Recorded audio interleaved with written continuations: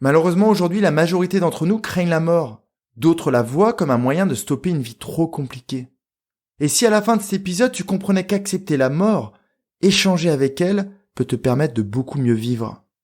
Attention, je préfère te prévenir, ce n'est pas un épisode à mettre dans toutes les oreilles. Mais si tu suis mes conseils, il est fort possible que tu vois différemment la mort à la fin de cet épisode. Et que cette dernière te permette de comprendre ta définition d'une vie riche, épanouie et pleine de sens. Salut à toi, tu es sur Dépasse-toi et je suis Sylvain Viens.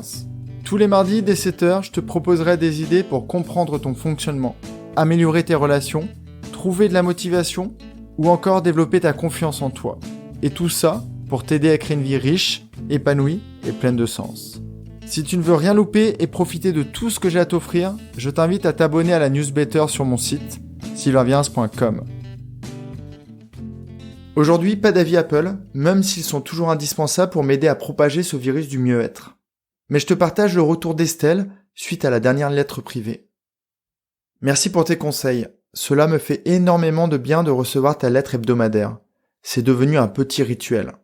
En effet, à chaque fois que je te lis le jeudi, cela me met un peu de baume au cœur. C'est marrant, chaque sujet que tu proposes me parle. Merci pour tout. Tu sais Estelle, au bout de 2 ans d'échanges réguliers avec mes auditeurs, avec mes lecteurs et les personnes que j'accompagne, j'ai une idée assez précise de quels peuvent être les sujets qui vous aident. Et donc, le jeudi, j'en profite pour toujours remettre une petite couche. Donc merci beaucoup pour ton message, et j'espère que tu auras donné envie à plein de personnes qui ne sont pas encore aujourd'hui abonnées de nous rejoindre. Revenons à notre sujet, la mort. J'en ai déjà parlé dans plusieurs épisodes car je m'y suis frotté de trop près durant une partie de ma vie. Et c'est malheureusement le cas de beaucoup de personnes. Pour certains, la mort c'est le passage vers une autre vie, quelquefois un monde plus sympa, et qui leur offrira une vie meilleure. Pour d'autres, la mort c'est la fin. C'est quelque chose qui fait très peur. La peur de mourir avec des regrets, de n'avoir pas suffisamment vécu, de n'avoir pas profité de ce que l'on devait créer ou être. C'est une idée que je vais utiliser dans cet épisode. Pour d'autres encore, la mort, c'est une solution à une vie trop compliquée, une vie d'incompréhension, une vie qui leur semble vide de sens. Ces personnes baissent les bras souvent trop rapidement, parce qu'elles ne sont pas suffisamment entourées, ou parce qu'elles n'ont pas compris comment traverser les tempêtes. Et enfin, certains l'associent à la vieillesse, ce que j'appelle moi la sagesse, aux rides, ces beaux souvenirs que l'on porte sur le visage. Ou encore à la maladie, même si l'on sait qu'aujourd'hui une vie épanouie protège de beaucoup d'entre elles. Je ne sais pas dans quel groupe tu te situes, mais rassure-toi, si tu t'es retrouvé dans ce que je viens de te raconter, c'est normal. C'est une grande majorité des personnes qui nous entourent. Sauf qu'appartenir à un de ces groupes, c'est le risque de passer à côté de ta vie. Ou d'avoir une vie qui n'est pas pleinement épanouie, parce que tu vas avoir des peurs. Ou l'attente d'un truc qui n'arrivera peut-être jamais. Les solutions ne sont pas forcément simples. L'idée, c'est de se dire que la vie, c'est une chance incroyable et que l'on doit profiter de chaque instant. Chaque instant de ta vie doit te permettre d'être un peu plus heureux. Même pendant les tempêtes. Même quand tu as l'impression que tout s'écroule autour de toi. Tu dois aussi comprendre que la mort ne fait plus peur quand tu vis pleinement ta vie. Et quand tu auras compris tout ça, tu pourras utiliser la mort comme un tremplin vers l'épanouissement, comme une rampe vers quelque chose de bien plus sympa. Mais pour réussir à faire ça, il faut réussir à modifier ses croyances, modifier sa compréhension de la vie. Comme je viens de te le dire, ce n'est pas simple. J'aurais pu te conseiller, et c'est aussi un super moyen de désactiver les peurs, d'en parler, de les poser sur papier, de partager ta souffrance avec d'autres. Mais tu sais que j'aime te proposer des angles de vue différents, qui t'amènent souvent à trouver des solutions beaucoup plus efficaces. Comme d'habitude, je me suis posé des questions, et je vais te citer les principales. Comment finir sa vie, arriver donc à la mort en ayant fait ce qu'on avait à faire? Comment n'avoir aucun regret, avoir l'impression d'avoir profité de la vie, tous les jours? Comment avoir été aligné avec ses valeurs, et être fier de ce qu'on a vécu, et de qui on a été? Posé comme ça, de but en blanc, c'est pas simple. Donc je vais décliner cette réflexion en 2 axes. Un premier plus introspectif, porté vers l'intérieur, et le second plus extérieur. Si l'on réfléchit à ce qu'est une vie épanouie, c'est la somme de toutes ces journées où tu vas respirer. Donc on peut se poser la question, comment passer les meilleures journées possibles? Et là, je pense à un exercice. Le rituel du lit de mort. Tout simplement, imagine que là, tu es devant ton médecin et que ce dernier t'annonce que ta vie s'arrête demain. Demain, ta vie est finie. Mais contrairement à beaucoup, tu as la chance d'être au courant. À quoi passes-tu ta dernière journée? Est-ce que c'est à regarder des séries sur Netflix ou à contacter les personnes qui t'ont marqué et à qui tu as envie de dire au revoir? Parce qu'avec elles, tu as vécu des expériences fabuleuses. Passes-tu ta journée à travailler pour accumuler de l'argent ou au contraire à te balader dans la nature pour voir une dernière fois tout ce qu'elle a à nous offrir? Ces arbres, ces animaux. Passes-tu ta journée à t'engueuler avec ta conjointe, à te disputer avec tes enfants ou avec tes proches?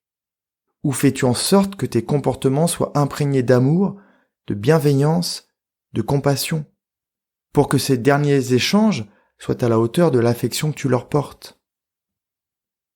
À ton avis, passes-tu ta journée à swiper sur Instagram ou sur Facebook, ou à écrire des conseils à tes proches pour qu'eux ne fassent pas tes erreurs? Ou mieux, pour qu'eux reproduisent ce qui t'a rendu heureux toute ta vie? Imagine que là, tu es devant ton médecin et il te dit « il vous reste une journée ». Que vas-tu faire? Comment vas-tu occuper cette journée qui est si précieuse? Imagine maintenant que tous les matins, tu repenses à cet exercice, avec l'angle positif que je viens de te donner. Que vas-tu faire de tes journées? Que vas-tu entreprendre? Et puis tu peux te créer des versions différentes de cet exercice, de ce rituel. Imagine que c'est 5 jours qu'il te reste. Imagine que c'est 1 mois, 1 an, 10 ans. Que veux-tu accomplir? Mieux, qui veux-tu être? Prenons encore un peu de hauteur. Imagine que ce rendez-vous médecin n'ait jamais eu lieu. Tu ne sais pas quand ta vie s'arrêtera. Mais après l'écoute de cet épisode, tu as été un peu chamboulé, comme tu peux l'être quand toi et moi on va explorer en profondeur. Tu te couches en ayant compris le message de l'épisode. Ne pas craindre la mort, mais l'utiliser pour mieux vivre. Et là, tu te couches plein de sérénité et de calme. Un peu plus tard dans la nuit, tu fais un rêve sur ce même thème. Et là, tu te vois dans une tenue que tu n'as pas l'habitude de porter.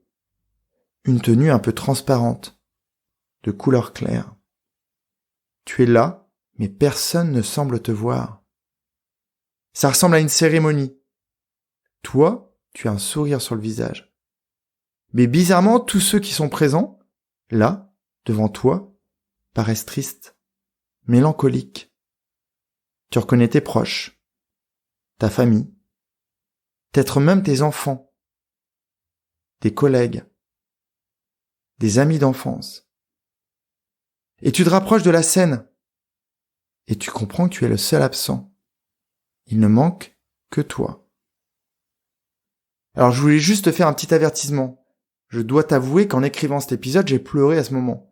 Ça vient toucher les tripes, et ça pourrait te faire pareil. Donc si la situation n'est pas propice, une petite pause, et tu reprends tout à l'heure.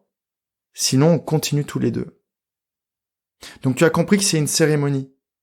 Et là, tu fais un pas de recul. Tu vois des arbres, des bancs, des croix. Tu comprends que c'est un endroit associé à la fin de vie. Et là, tu percutes. Alors tu reviens plus près. Et tu entends ce que les personnes disent. Certaines de ces personnes ont préparé un mot te concernant. Sur ta vie, sur tes expériences, sur la relation qu'elles ont eue avec toi. Qu'as-tu envie de voir sur le visage de tes proches quand ils parlent de toi? Quels sont les mots que tu as envie d'entendre? Quelles sont les réactions corporelles que tu as envie de sentir sur eux? Personnellement, j'aimerais entendre. Sylvain a été un père aimant, qui a fait de son mieux pour accompagner sa petite fille. Sylvain a été un podcasteur inspirant, qui a diffusé de belles ondes à travers le monde. Sylvain a été un coach incroyable qui a permis à de nombreuses personnes de vivre pleinement. Et enfin, j'aimerais surtout entendre, Sylvain a été une très belle personne vraie, authentique et simple dans tous les domaines qu'il a touchés. Maintenant, je te retourne la question. Qu'as-tu envie d'entendre à cette cérémonie? dans la bouche de tes proches, peut-être de tes enfants, de tes collègues, de tes amis. Et là, intègre tout de suite ces paroles. Tant que tu respires, quel que soit ton âge, la suite peut être totalement différente. Tu es capable de créer tout ce que tu as envie d'entendre. Peut-être que cette phrase, c'était une belle personne qui était alignée avec ses valeurs. C'était une magnifique personne qui aimait pleinement les autres. C'était une personne consciente qui s'est autorisée à vivre comme elle l'entendait, sans se soucier du regard des autres. Tu as toutes les phrases en toi. À toi de savoir comment t'y vas. À toi de passer à l'action pour que tes idées se transforment en des actions concrètes. Je dis dans la lettre privée, je vais t'aider à faire ça, en sorte que le jour où tout s'arrêtera, si tu avais le moyen de vivre l'événement, tu rougisses de tous ces beaux mots que tu pourrais entendre. De la description de toutes ces belles actions que tu as menées.